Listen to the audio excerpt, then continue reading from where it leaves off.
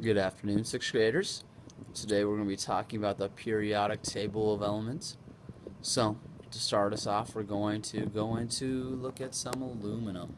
Alright, so first, we're going to talk a little about atomic number. Atomic number, remember, is the number of protons in the nucleus of an atom. So, for aluminum, it is 13. That is up at the top. So, if you zoom out, okay, we will notice that hydrogen atomic number is 1. We can go down a little farther and look at cesium, which is 55. Alright, so back to aluminum up here. The Al is our chemical symbol, so that's always 2 letters. First letter will always be capitalized, and the second letter is in lowercase. Sometimes there's just one, like in hydrogen, or over here in carbon.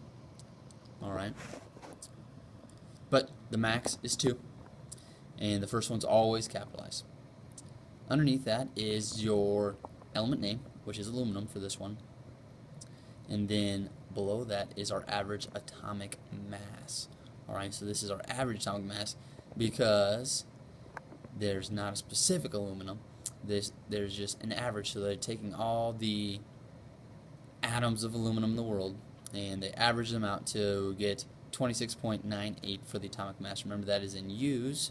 Alright, and we can figure out the number of neutrons in the atoms by taking 26.98 and rounding that up to 27, and then taking 27 minus 13, and that shall get us 14. So it has 14 neutrons in its atom. So let's try that again. Let's look at a different one. So let's look at carbon over here. Carbon. Alright, carbon has an atomic number of 6. Alright, and its atomic mass is 12.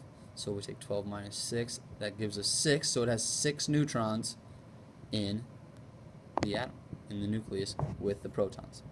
Awesome. So also with nitrogen, over here nitrogen, its atomic number is 7. Okay, its atomic mass is 14. So 14 minus 7 gives us 7 neutrons. Alright, the key there is rounding to the nearest number for your atomic mass number. So if we would look up here again at aluminum up here, alright, 26.98, we round that to 27. So if we would go down to scandium right here, awesome, it is 44.96. we're going to round that up to 45. Alright, to 45. Also calcium, 40.08. Alright, we're going to round that to 40. So we take, if we're trying to find the number of neutrons in calcium, we're going to take 40 minus 20, and that gives us 20 as well. Alright, so in the periodic table, it's going to show all of the elements. Okay, all of the elements.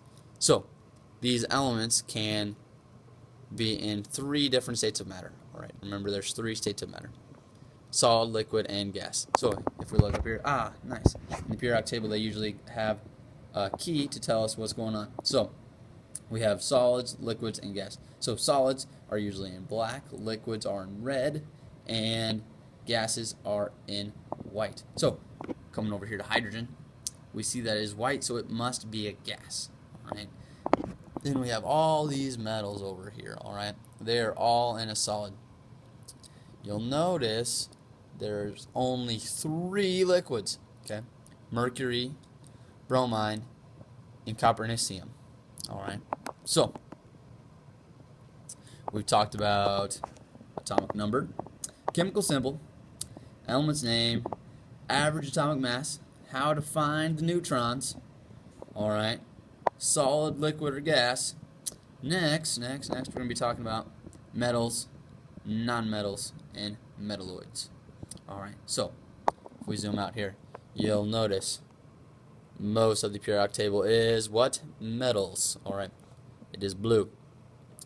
Purple means it is a nonmetal, so that is most of our gases over here. Nonmetals. Alright, and our metalloids are in orange. you'll see the zigzag line that separates metals from the non-metals. Alright, that's the big black line. Pointer out here for you. Right there. Awesome. Just come across, come across. That is our metalloids. Metalloids. Awesome. So, in the periodic table, we have columns and rows. Columns and rows. A row is called a period. So, lithium and beryllium, they are in the same row. So they are in the same period.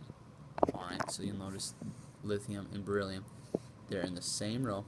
Okay, same period. So they're actually in the same period as boron, carbon, nitrogen, oxygen. Okay, they're in the same row. So that means they're in the same period. Columns are called groups. Groups. So hydrogen, lithium, sodium, they are in the same group because they are in the same column. So that means they have things in common. Later on, we will talk about valence electrons, and you'll notice that the columns have the same number of valence electrons. Right?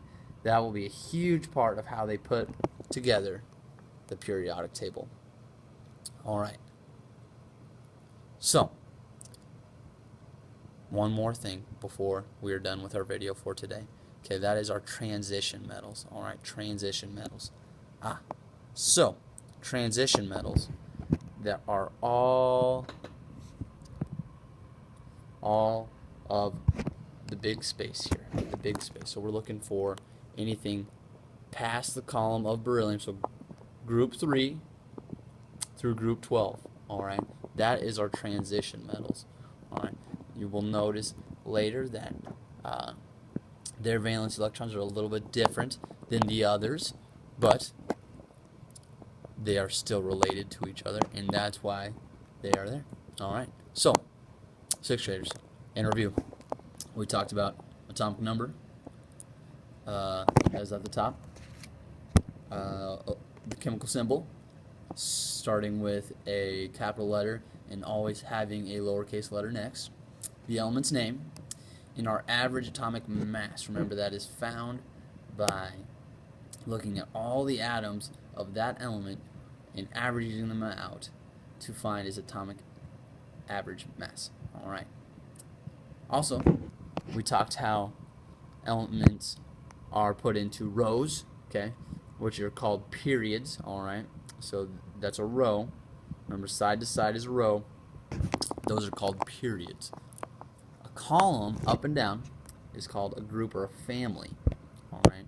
So titanium, zirconium, hafnium, rutherfordium, alright, those are in a group.